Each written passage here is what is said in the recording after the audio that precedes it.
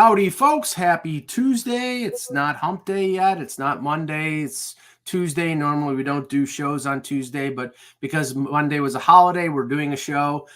We should have Eck back tomorrow. Some stuff that went on over the weekend, the long weekend, that we'll discuss. Some rumors that Eck posted in his blog, and a rule. The appeal came down. The ruling on the appeal with a predictable result, and I'll give you my 2-minute diatribe on that. But we'll start with the pre-show. Go ahead, Russ. So let's talk about baseball. Yes, sorry, people. It's going to be baseball. Anna wants to hear baseball. Yeah, Anna, go ahead. But the thing about it is, let's talk about Bryce Harper for a minute, because baseball has guaranteed contracts. Right. And the interesting thing is that he wants to renegotiate his with 8 years left on it.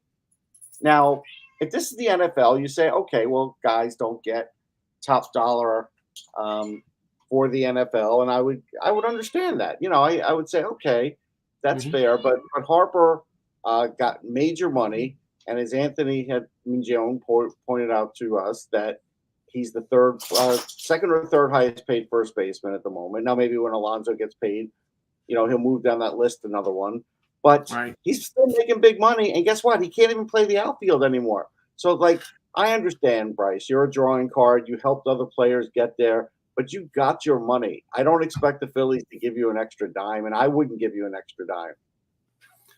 Yeah, I mean, why? Why the hell? If you have it written in your contract that there's some sort of option, then and you have the opportunity to exercise it, or the team has an opportunity to exercise it, then okay, fine. It's 13 years, $330 million. Just cry friggin' poverty with the talent that you have. I wouldn't complain. It's like, okay, you negotiated a deal, you stick to that deal. Now, the thing is, in Major League Baseball, there's no means of renegotiating. Nope. I mean, if once it is talking about it because he's got Boris as an agent, Mike. Yeah, well, honestly, Bryce, go F yourself. I mean, really, it's like it's a situation here where you're locked into a contract, and you're going to bemoan that you're getting paid $28 million a year. So just what? Not enough. He only got a $20 million bonus. That's all he got, and it's hard to make ends meet with that kind of money. Yeah, I know. You start clipping your coupons and getting when you're looking at the Derek Jeter estate, and you start looking at some of these other places. You look at Shaq's house. Bryce is like, I could do better. Start clipping up your S&H green stamps, and all. I'm saying, it's like, come, and believe me, that's an old. That's old even for me. That reference. Old. That's like 1960s gas station stuff. Yeah, exactly. So you'll get a free a free thing of hangers for wire hangers for your closet with the S&H green stamps. Listen, you can go to Costco. There's a Costco in the area. You can save money that way. Well, okay, here's the interesting thing, and I will be very intrigued how this plays out, and then we'll get off baseball and talk about hockey. So you've got 4 players right now: Cody Bellinger, Blake Snell, Jordan Montgomery, and there's one other, and I can't. I'm trying. JD Martinez. No. It's the big 4. Only. No. The big 4 that are represented by Boris. It's Bellinger. Oh, by Boris. Okay. Yeah, Bellinger, Snell, Montgomery, and there's one other player. There's somebody else. Oh, is it Chapman? It might be Chapman, but okay, that's not. But it might be. But the whole point here is, as we bring Pete Tessier onto the show, the whole point here is, hey Pete. Hey guys. The whole point here is, pitchers and catchers are there, and now players are there. And these guys aren't signed. And it's getting to the point now where, like, Blake Snell, the rumors coming out of New York, like Joel Sherman and Heyman and some of the, Blake Snell might be willing to take a shorter term deal with the Yankees. Meaning, I'll bet you anything, Russ, it's like a 3-year deal with a 1-year opt out, like one of those deals. And the opt out will be in the hands of the player. And if he has a great year, he'll opt out and go to free agency. Right. You know, like there's got to be a level of desperation here. But, you know, of course, Boris is going to be like, oh, no, we're going to keep holding out until we get the money that we want. Well, you're not going to get the money you want. No, but here's what happens, though. Because teams have 2 or 3 or 4 Scott Boris guys, he tries to work a deal with the team, like saying, listen, sign what's his name. I'll give you a little bit of a deal on him, and you'll give it back to me on one of the other players down the road. I don't know for sure this happens, but I'm pretty sure this happens. Well, he's Soto's agent. So, yeah, so there you go. And Snell was Soto's teammate with the Padres. Right. So you give Snell this, and we won't kill you on the Soto contract. Right. But I mean, you know, right, Pete? Does that sound like something that might go on?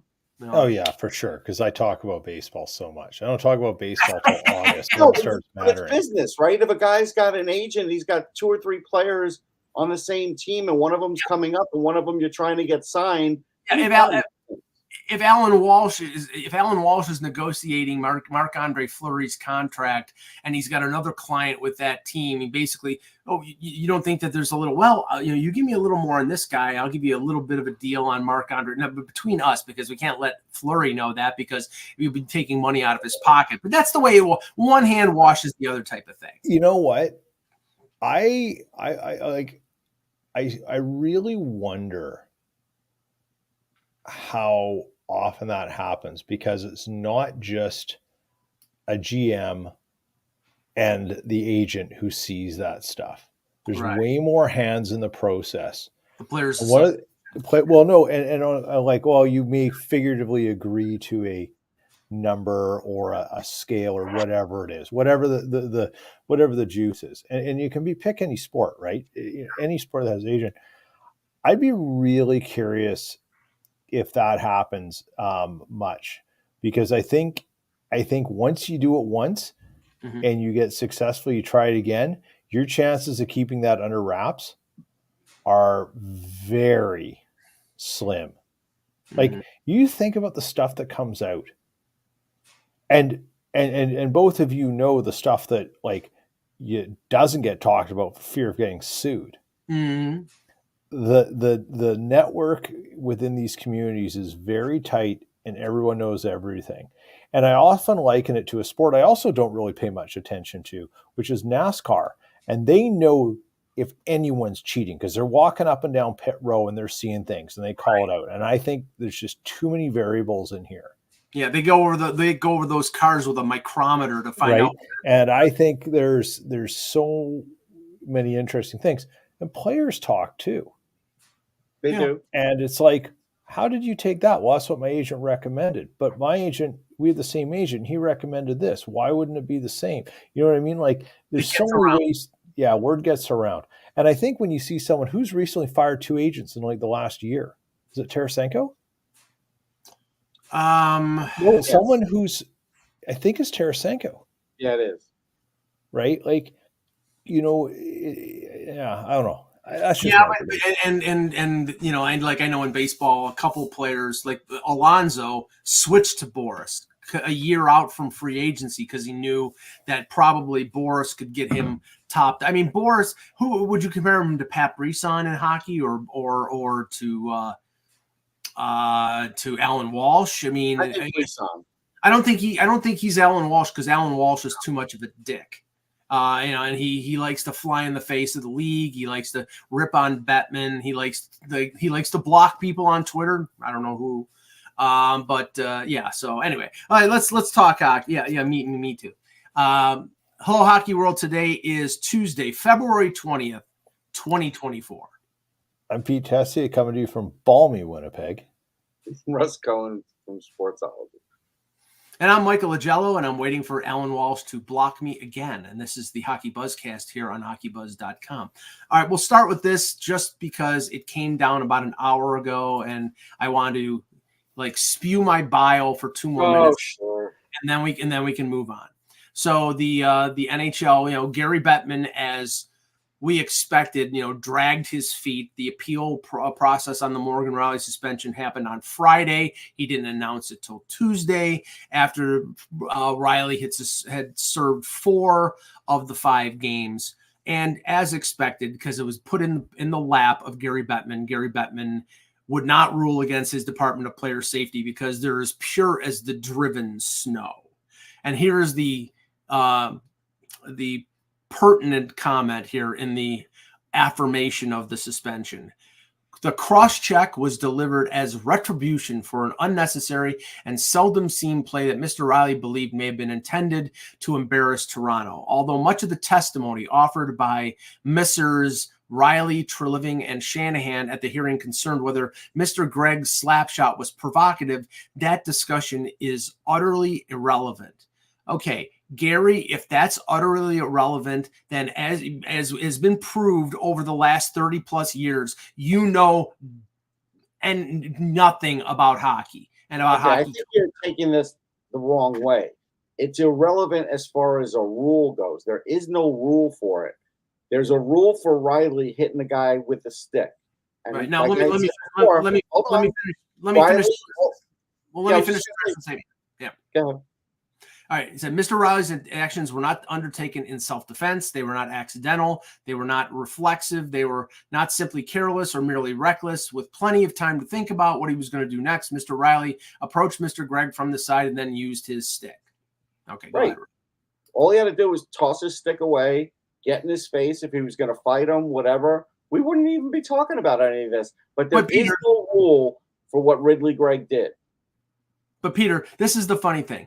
Had Morgan Riley done what Russ just said, had he dropped his stick, dropped his gloves, and punched Ridley Gregg in the face and knocked 5 of his teeth out, he wouldn't have gotten a suspension. No. That would have been worse in terms of what the punishment physically on Ridley Gregg was. But then Riley would have had people on his side outside of Toronto by saying that's how you handle it. That's the funny thing about it. Yeah, but then he's accused of sucker punching him. No, he wouldn't have sucker punched him because he would have been right in front of him. He would have stood right in front of him, and he would have jawed with him, and then, yes, he would have punched him. Sucker punching is from the side or from behind. He wouldn't have done that. He didn't have to do that. Pete, we're not getting video here. I don't know if you can hear us. Okay, you can't. Okay, so he might be in the – there he goes. Oh, okay, hold on. Sorry about that. Okay, I don't know what's going on there. My wife doing something. Let's blame her. She's not here to do that. Okay, blame her for everything. So, yeah. No, my point is – and what I said was, had Morgan Riley did what Russ just said, had he dropped his stick, dropped his glove, and punched Ridley Gregg in the face and knocked 5 of his teeth out, he wouldn't have gotten suspended. How? I disagree.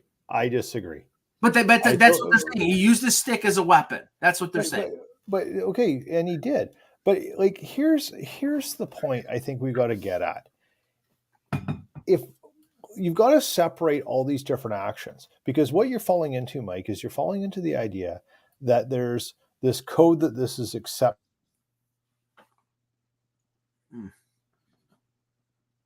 Okay. It's his wife. Yeah, I mean, there's no question there's a code there, and there's no question that.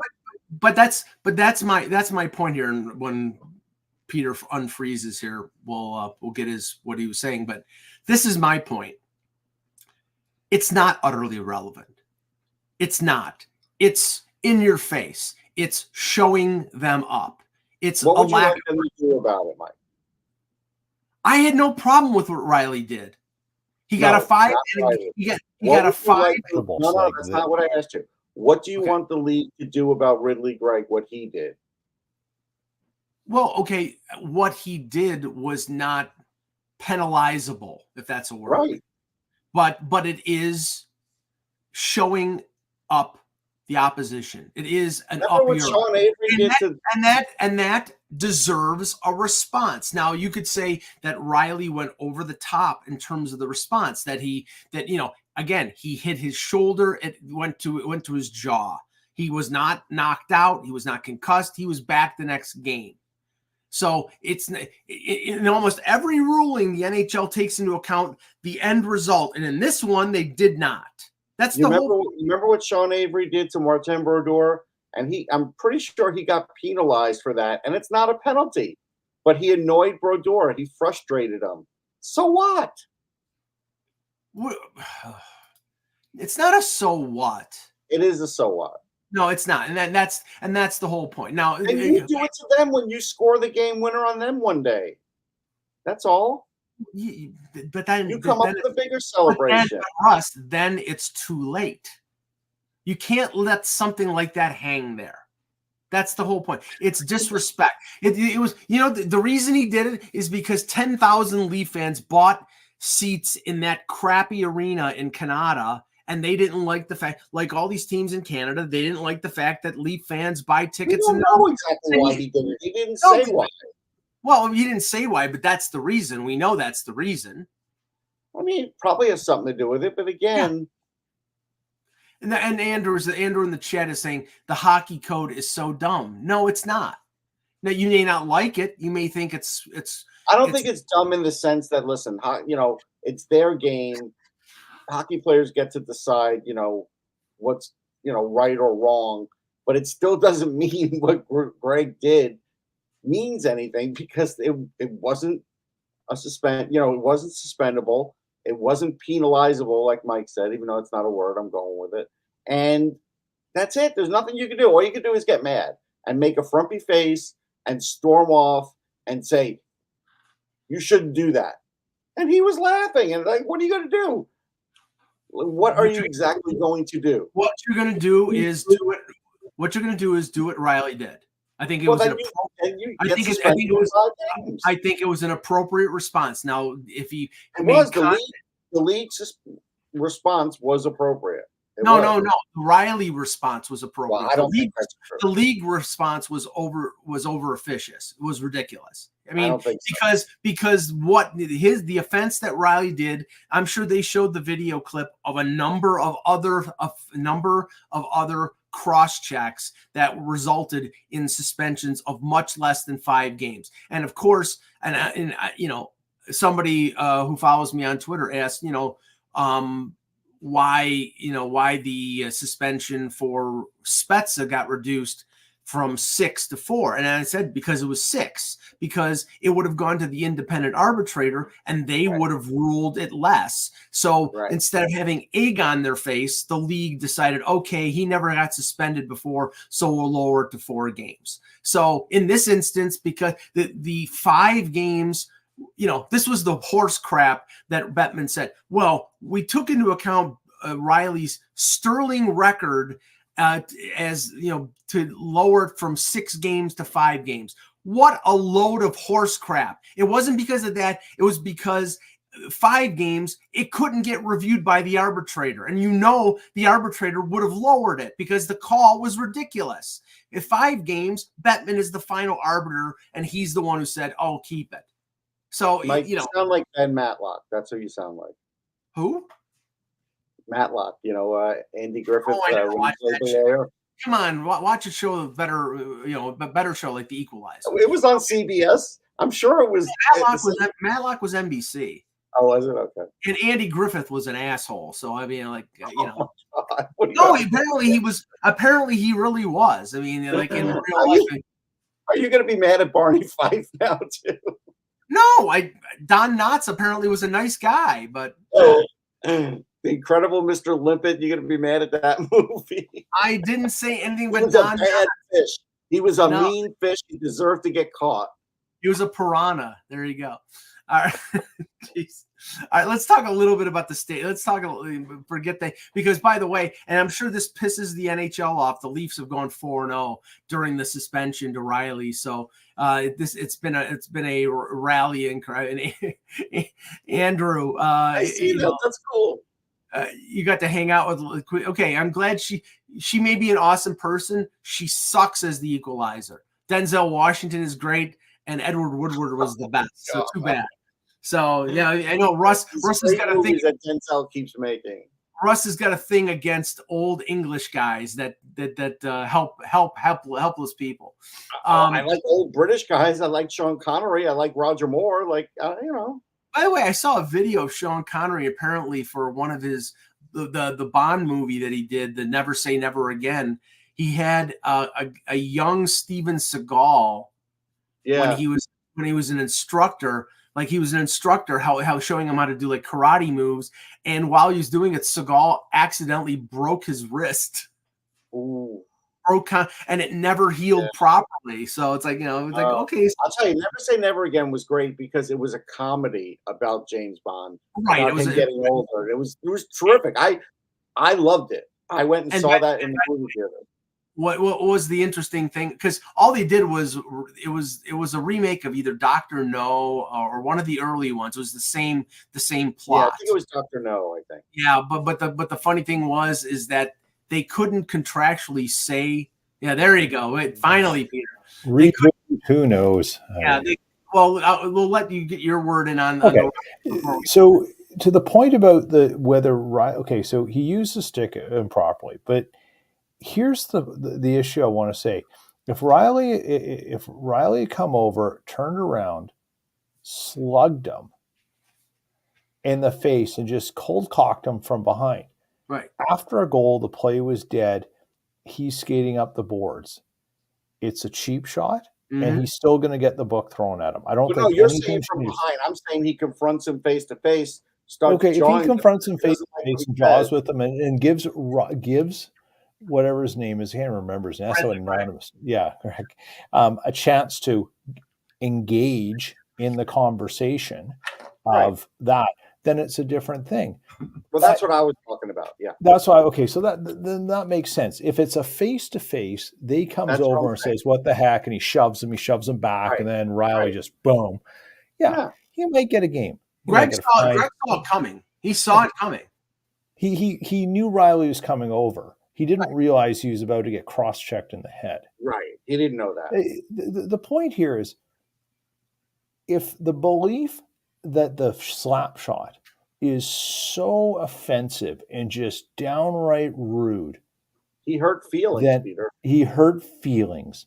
He angered the Leafs. He made them feel insecure about themselves. If that is against a code that no one understands or can quantify, then the game's shot. Period. The end. It's not specifically the Leafs, but it's like if you're playing a team and they show you up, then you have a right and I think a responsibility to respond. Now, did he go over the top? Sure. Maybe in terms of he hit the guy in the jaw. It was hitting the shoulder and it went up and hit him in the jaw. He could have responded with a notarized letter. Russ, I'm just saying that was a 2-game suspension, and because all Morgan Riley had to do was get to his lawyer, give him a notarized letter. Shut up! He broke the unwritten rule. Shut the hell up! We are mad at you. Yeah. Okay. Yes. Okay. Here, and stick this notarized letter up your ass. There you go. All right. Let's move on to the Stadium Series. From all intents and purposes, it looked like a big success. Two days in a row, 70,000+ people at MetLife Stadium. One game was what they deemed wow, what they deemed a classic between the Rangers and Islanders.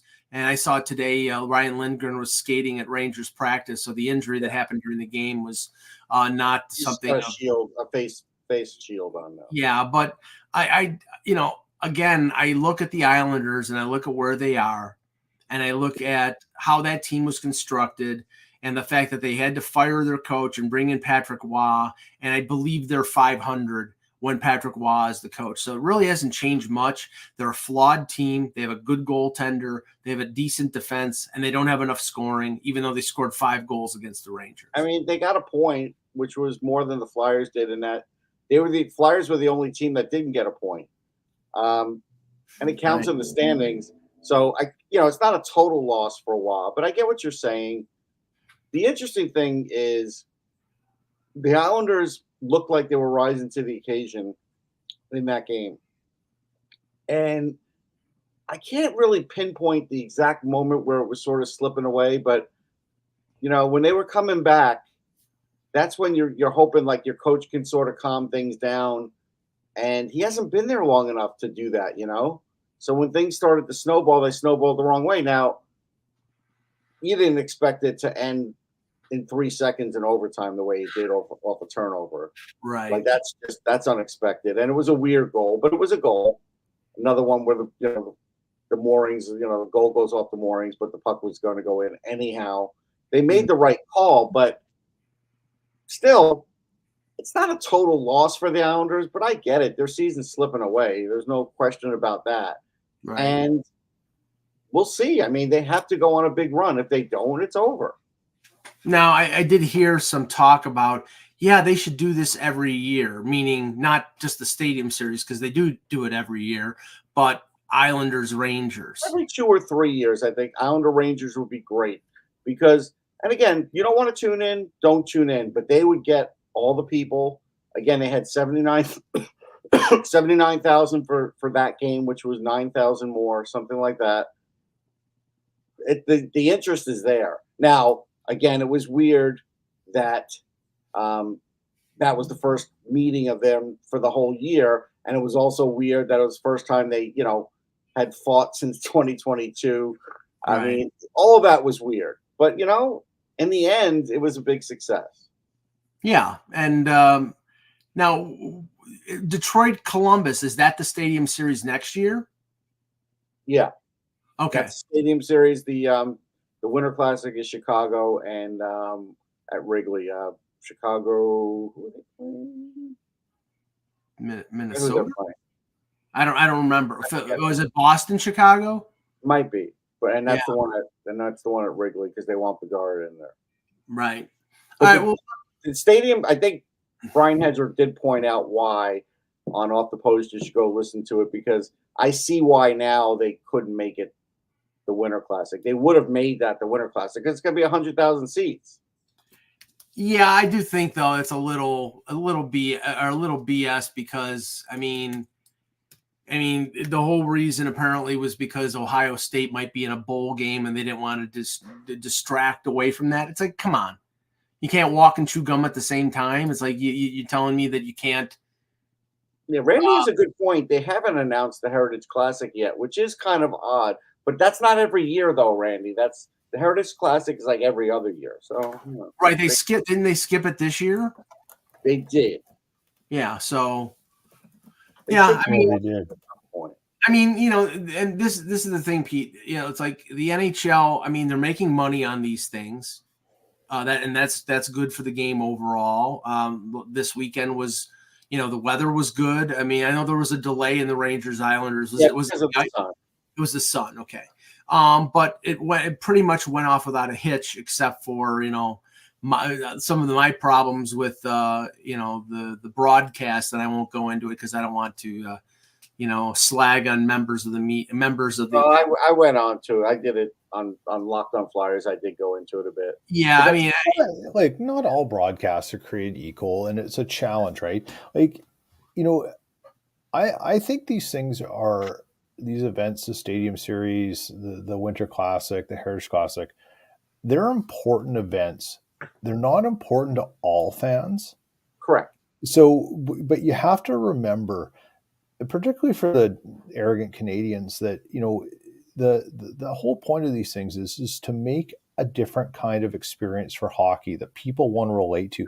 Make it even a destination event, like a winter vacation. If you can do that I think the next phase of this they should get a little more creative with some of these, where they are, what they could do, and potentially have the games have a little more meaning to them. Whereas, right. So I'll give you an example of that, Pete. Now, actually, one thing. I'll talk about the meaning first. What had been talked about for years was Rangers Islanders at West Point. West Point has a football stadium. It's not 100,000 seats or anything, but if you've ever been to West Point, it obviously has history. It's scenic. It's amazing up there. It's unbelievable up there, and it's cool. And that would have a lot of meaning. Like, think about all the other things that go along with West Point. Like, that to me would have a lot of meaning. That's like having a game, say Chicago and Columbus at Notre Dame, which is not halfway, but but that would be cool. One at Notre Dame. They did that already, so yeah. Yeah, but I mean, but just the the spectacle of that would be really cool. Yeah, no, it was great. I mean, I was there. It was tremendous being on the field. I went and saw the what is it, the football Jesus? What do they call it? I forget. Yeah. Touchdown Jesus, something like that. Yeah. Touchdown Jesus. Yeah. Jesus, I like that. I love that. Nice. Okay, let's talk some rumors. We are 18 days away from the trade deadline. If anything is yesterday I had the pleasure of watching two sellers at the deadline, the Anaheim Ducks and the Buffalo Sabres play in the afternoon, and there were 11 teams, other than like the area scouts, which are there all the time. There were 11 teams that were scouting that game. Now, some of them may have been scouting the Ducks. I know teams that have been repeatedly in Buffalo have to be scouting the Sabres. Not that I don't know if that means just they're unrestricted free agents, pending guys, or guys like Casey Middlestad who are could be very desirable because centers are at a premium right now. Adam Henrique is going to get traded before March the 8th, and you could see what the Ducks are doing. They're playing Henrique on the wing and they're playing Leo Carlson and Mason McTavish up the middle because those guys are the future, and they're going to get Lundestrom's a good player too. Yeah, and they're going to get them games up the middle when the guy that they know can play center is playing the wing because he's going to get traded. But the whole point is 11 teams, so everybody's got their eyes out there, and it's just a question of who's going to sort of make the first move. I mean, Vancouver made their big move for Lindholm, and the Jets made their big move for Monahan, and that paid off this weekend with him getting a hat trick. But now it's a question of whether what the next move is, and it's probably we got to get to Peter's wheelhouse first, I think, Mike, because from what I understand, there's been some minor league scouting, and this is just other people saying it. I haven't noticed it. Possibly between the Flyers and the Jets. There has been. Right. And I saw Peter say that, absolutely no to Brad Lambert. And I agree. I do think Chaz Lucius, though, could be in play. And I do think the Flyers have interest because I think Brent Flair coveted Chaz Lucius in the draft. So. Yeah, I think he could be. The comment that was made that I saw back to you was someone thinking of Brad Lambert, and I think the only way his name pops into something is if a deal gets very serious, right, and it gets big. I just don't. The Jets don't have a lot of top prospects right now, and essentially, you're talking Lucius, you're talking Lambert, you're talking Brady. And that's about it, right? I mean, there's a couple others, but it's not a huge coffer. But Lambert and McGroarty are the two top names. And I think it'd have to be a very significant deal on a player with some term on a decent contract to get that done. Well, but it's interesting because Kevin Cheveldayoff has stuck around. He's looked at the Flyers. I believe there were Flyer scouts at a recent Moose game, if I'm not right. That's what that's where I was getting at. But what? Okay, so what are? Because we know they added Monahan, so the plugging up the middle is over with. Are they looking for a defenseman? Do you think they're looking for a defenseman, or what do you think is the target? Well, I can tell you right now, I wouldn't be surprised if they were looking at a defenseman, and I think there is. From the more hardcore fan observers, there's a lot of concerns about Neil Pionk, and he didn't do himself any favors yesterday. That's for sure. And I think there'd be some desire to find someone who is very good at getting the puck into transition quickly. I think that's what they're looking for. They've got enough of everything else. Mm-hmm. They need someone who can move a puck, who get the puck up the ice quickly. Well, Russ, does that fit like Sean Walker? No, actually, it's really funny. I'm going to get you a quote. Keep talking. Yeah, well, that's my analysis of it, but it doesn't mean the Jets share the same analysis, right? Sure. But, I mean, you could always use another puck mover or somebody who's at least adept enough to, it may not be their strong suit, but somebody who's capable of doing it. But I mean, I know that Walker has had a better than expected season, and there's a lot of talk in Philadelphia about them trying to re-sign him, and if they can't re-sign him, then they'll trade him. I mean, Russ, if for a team that's looking to bolster their blue line and not spend a ton, I mean, Danny Briere is not getting a first-round pick for Walker. I don't care what he does. No. But he might get a second, and I'm sure I think the Jets still have a second. So yeah, now here's what John Tortorella had to say about Nick Seeler. Remember, Nick Seeler is a Minnesota guy. His contract is up. Now, I think the Flyers may want to extend him, but he's also a guy that if he went to Winnipeg would probably extend there, and it's not that far from his home. So you would think about that aspect of it. And now I'm waiting for the little dial to end so I can get to it. But he's a stay-at-home guy. He is not. No, but listen to what he says, Mike. He's an intense player as I've ever seen. I just love him. I have so much respect for how he's gone about it. He leaves the league and he comes back. That's will to come back into the top league. So he talks about that, but he also talked about him getting the puck to the net. And that was something where, Peter's talking about what Winnipeg needs, and basically Torts was selling what Nick Seeler could do in that regard. And that's what made me think about it. But Russ, I mean, you could be the greatest salesman in the world, and you couldn't convince anybody that Nick Seeler he's a depth defense. He's the definition of a depth defenseman. If they're looking for that and give up a 4th-round pick, fine. But I think Peter's talking about something higher up, talking about somebody. But I don't know if that's what's going to happen. And the thing is, I'm sure if Torts is saying it, the analytics department has pointed it out to him.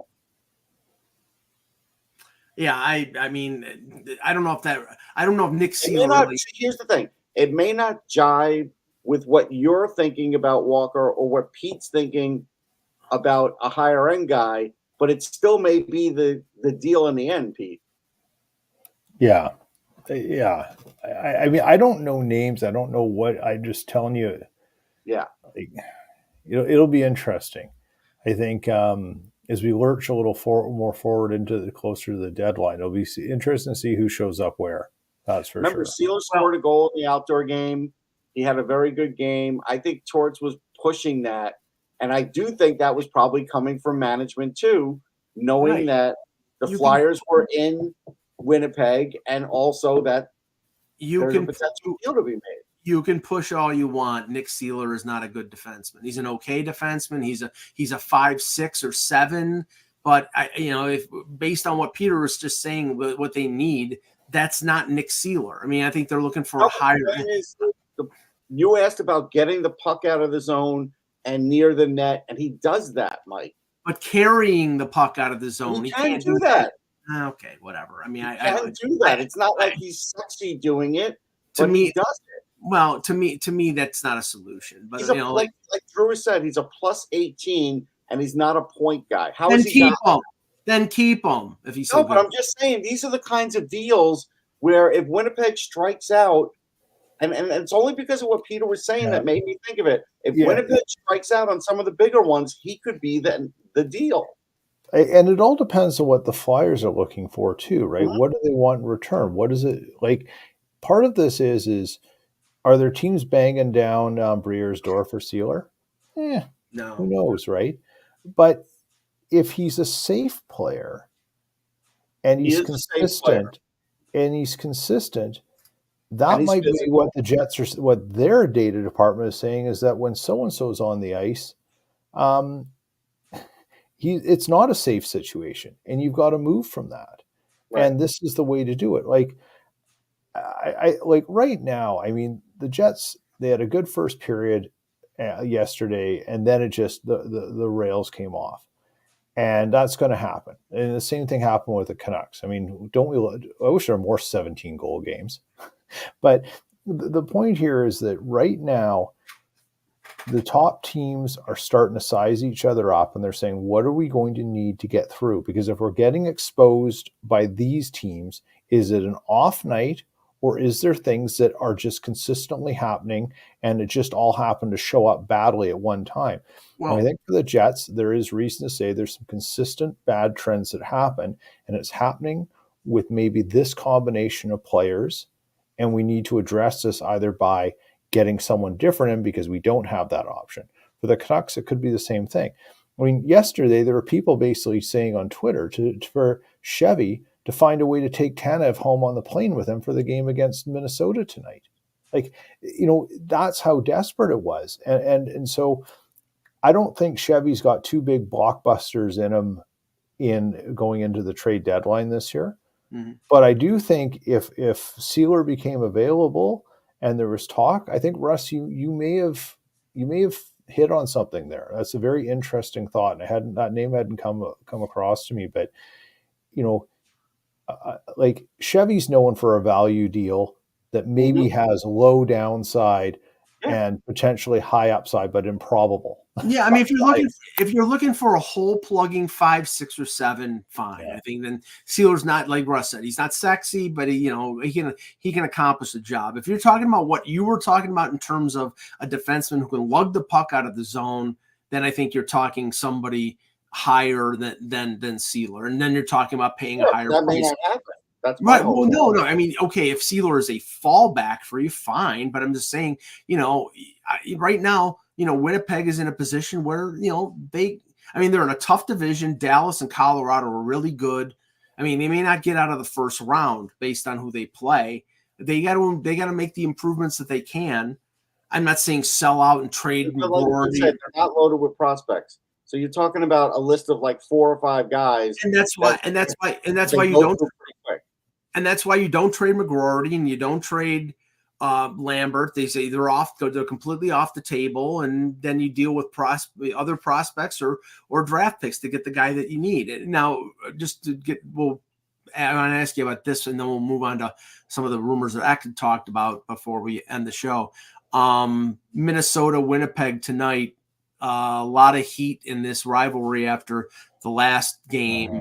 I know that I'm going to check in on it, hoping that it's not one of these deals where, we can't wait for the rematch and then nothing happens.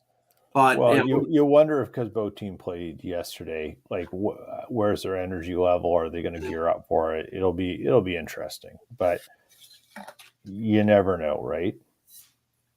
I'm going to be watching. Yeah. What was the old quote? It's like, if there's a bunch of fights, it's going to be a problem for the league. They're going to have to find bigger buildings to put more people in. It's like, I'm sorry. I'm call me a Neanderthal. I like physical, aggressive hockey. I like fighting. I like body checking. I want to see more of that stuff. And if this game devolves into that, I'll be eating popcorn watching this thing tonight. Okay, so Eck touched on a few names. Obviously, number 1 or number 2 on every trade list is the aforementioned Chris Tanev. He says, bit of a surprise twist today as Vegas has gotten in on the bidding for Tanev. Obvious cap implications, but the injury to Eichel could be part of this. Of course, other teams that are still involved: Devils, Leafs, Lightning, and Jets. Okay, I'll just tell you what I know. First of all, Shea Theodore just came back with Vegas. He'd been out since November. He had surgery on his body, so he just came off LTIR. I don't think he played in the last game, but he's going to play pretty soon. So they have a full complement on the blue line for the first time since Thanksgiving, American Thanksgiving. Maybe they want to add depth. Maybe they could be in on a Nick Sealer, but you would think with the uncertain status of Eichel that they might be looking for a forward. Now, 3 Vegas scouts were in Buffalo. That could mean Middlestat. That could mean Adam Henrique, who is playing for the Ducks. I would think that they're more targeting the forward than the defense. Now, they have all their draft picks, Russ, for the first time in a long time. I think the only pick that they don't have next year is a 4th. So they have their 1st, 2nd, 3rd, all the rest of the picks for next year and the year after that. So if they think that they can repeat and they can add an Adam Henrique and then hold Eichel out until the end of the year and then come back for the playoffs, that might be the way that Kelly McCrimmon goes. Yeah, I could see that. I think there's some sense to that. I could see them going for a Scott Lawton too, because again, that's the kind of guy where if he sticks around another year there because he's under contract, that's somebody who you could slot in, put him on wing, put him in center based on injuries. That's a pretty valuable guy to have on a team like that. So, I could see both those guys. I don't think Gensel, I don't think they would want him or wait on him. So I don't think about him. But, I'm sure there's a few others out there. Gensel's going to be back by mid-March, Peter. I mean, he's going to be back like the week or the 10 days after the deadline. So yeah, and you know what? I can recall. I think it was in 2011 when Mike Gillis traded for someone who was injured, didn't come back until 2 weeks after the trade deadline. It actually played I can't remember the name. It's driving me bonkers, but it happens, right? Defensive, wasn't it? No, it was a forward. It was. I'll look it up. Yeah. But you'll know you'll know the name as soon as I say it, or as soon as you see it. But I don't think it's not out of the realms of possibility. I think right now, if you look at the league, just as things stand, is there one team that stands out above everyone else? No, I think it's a group of like 7. But that's it. No, I think it's a group of 7 or 8 teams right now. It's like in the West, it's Vegas, Vancouver, Winnipeg, Colorado, Dallas. So 5 teams. You don't even have Edmonton in there. No, because I think Edmonton's flawed. I think Edmonton's flawed. I don't think they're good enough. They're out. They're just outside of that group. 30-9 since Knobloch. I know, but I'm telling you, like my personal belief is they're not in the league of those 5 teams.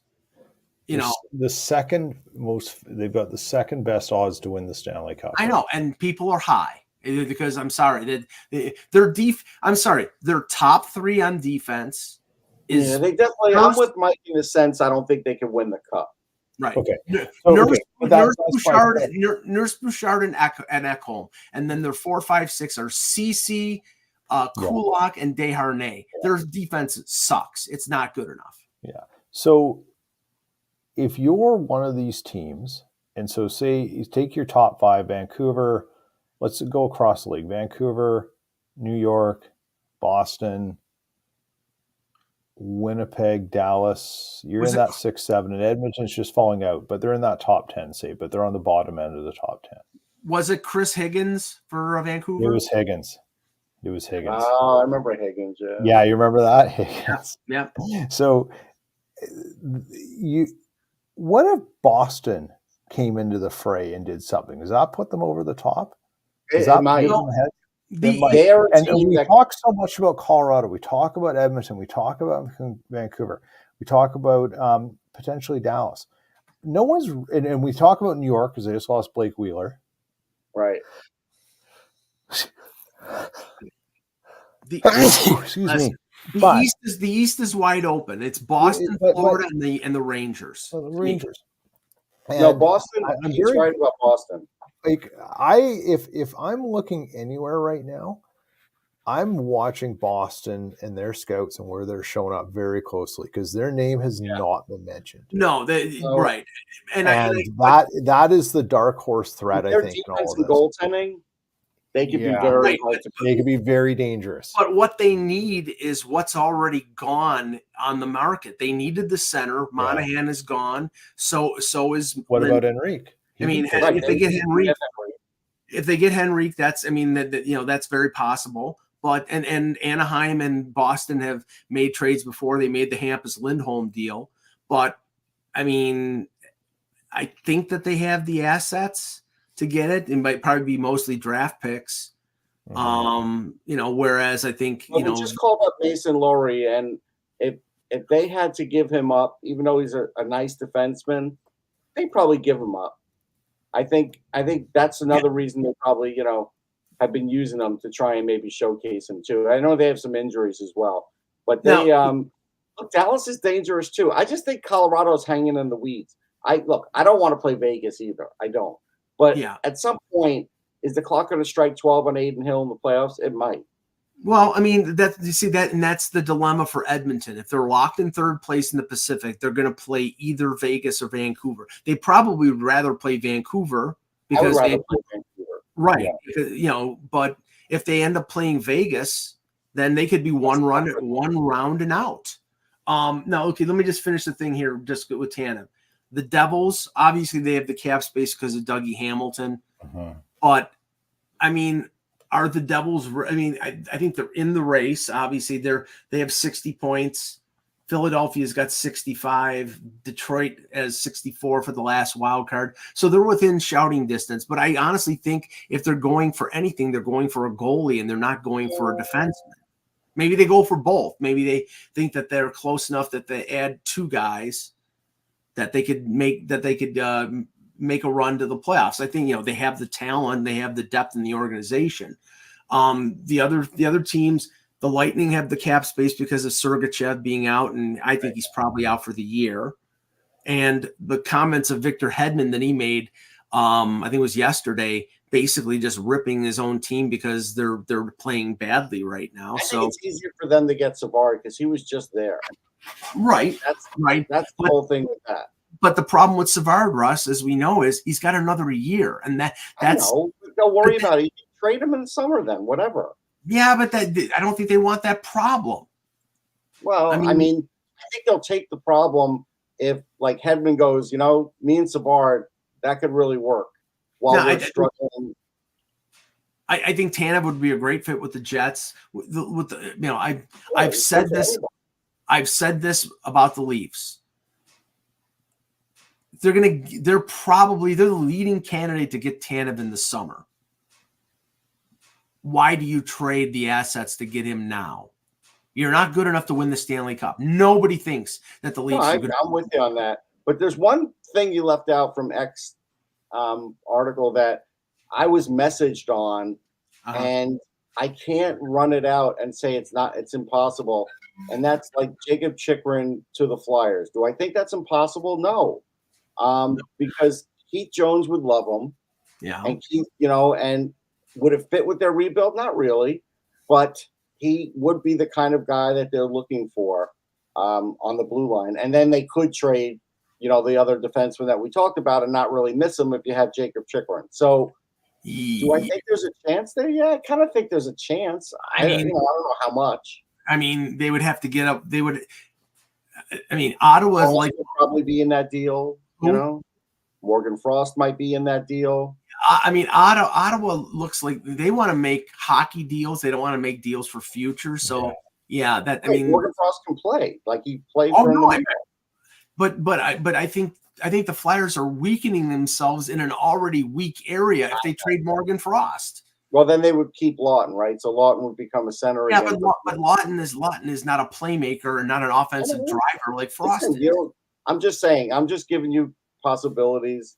Yeah. I can't say that it's impossible. Now, on Savard, who you mentioned, X says, not surprising to see that the Florida Panthers are considering him.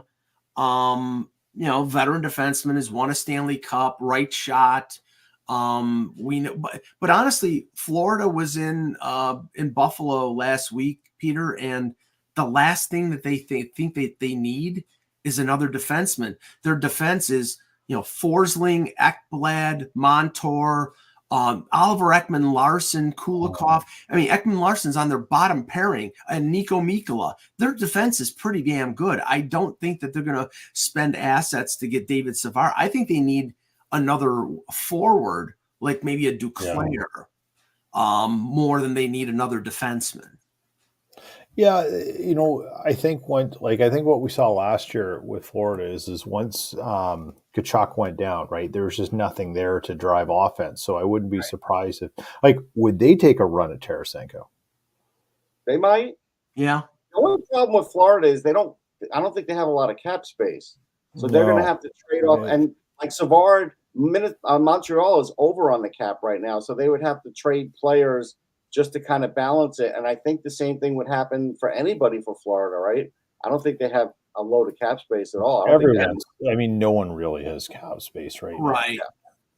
I'm looking right now. As of right now, according to Cap Friendly, they have Headline cap 5.7. Yeah, so they have cap space now. Okay.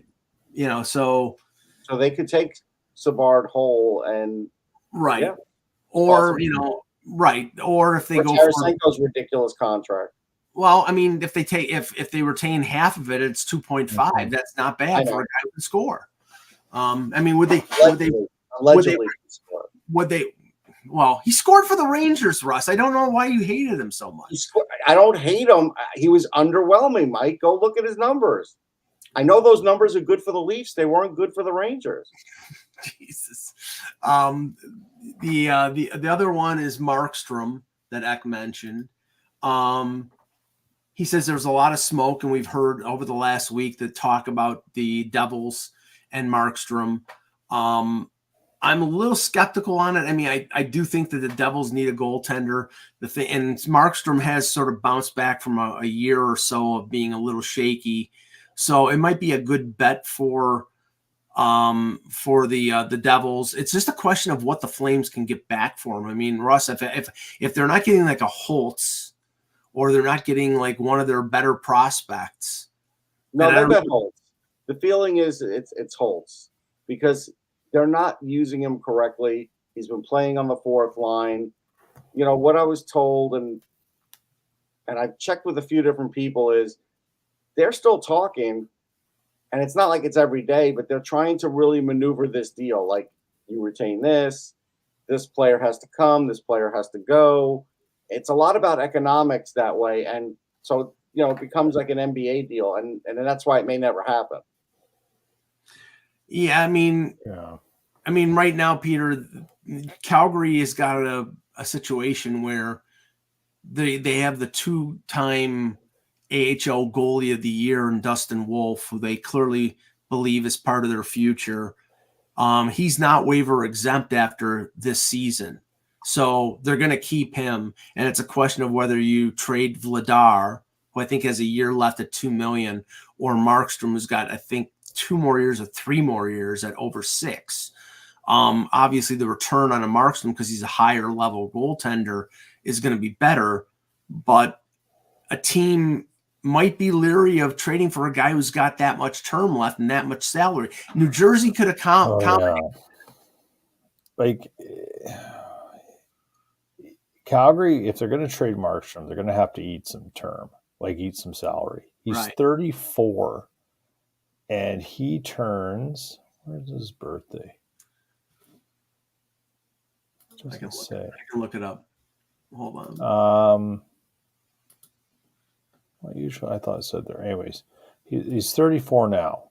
He just turned 34 on January 31st. Okay, so he's got 3 more years of $6 million. Ooh, yeah, that's a lot of that's now $6 million to eat at 50% for 2 more years, right? Well, now that's the thing. Like, if they're trading, and apparently Calgary, the only time they've ever retained salary was on the David Rittich deal to Toronto a couple years ago. They never, ever retained salary. That's coming from ownership then.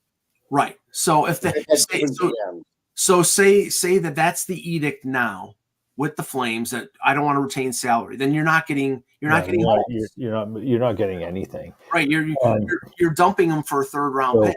You're now going to bring up the AHL goalie of the year to play next year. And you're going to be battling between him and Markstrom, which isn't a bad thing. Right. And then, or him and Vladar. And Vladar basically, he's an okay goaltender who's had some injury issues. Who's also got 2.2 next year. So you bring them up. Trade one of them. You got to get rid of one of them. So this will be one of those things where Calgary ownership, what's his name? Murray Edwards, is that it? That cheap bastard who won't pay for anything. And he's getting a new ring, though, isn't he? What's that? He's getting a new ring. He's getting a new ring. Thanks to the province of Alberta. Yeah. Well, let's not even talk about the province of Alberta. That's its own headache. A province of Alberta whose premier is courting people, and where is she right now? Kentucky, Virginia. I don't know. Anyways, that whole thing is you've got yourself in a problem because you didn't like the work the last GM did. You haven't really stuck with the coach. Now you've got these contracts. You have to cut bait. If you can get 50% of someone to take 50% of Markstrom, you're doing okay. If you can get them to take less than 50%, you've won. That's a rare deal available to you in this time, and in this day and age. And if you get an actual return for them, yeah, you're going to have to eat probably close to 50%. And that's why, like I said, if they don't, if it's okay, the full lock, stock, and barrel 6 point whatever million, then you're getting next to nothing. So it's a question. Esmir says Alberta's Canada's Kentucky. I'm not sure that's fair, but yeah. Does that mean they have good bourbon in Alberta? But anyway, all right. We'll end it there. We'll be back tomorrow with another edition of the Hockey Buzzcast. For Pete Tessier, for Russ Cohen, I'm Michael Agello. Thank you for watching, and remember, without the buzz, it's just hockey.